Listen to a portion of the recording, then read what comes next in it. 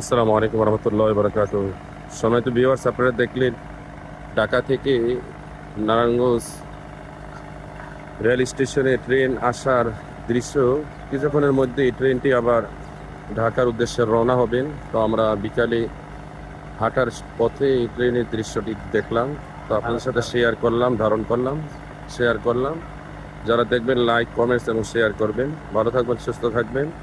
আবার মনোমুগ্ধকর কোনো দৃশ্য হলে আপনাদের সাথে শেয়ার করবো। আসসালামু আলাইকুম রহমতুল্লাহি ওয়া বারাকাতুহু।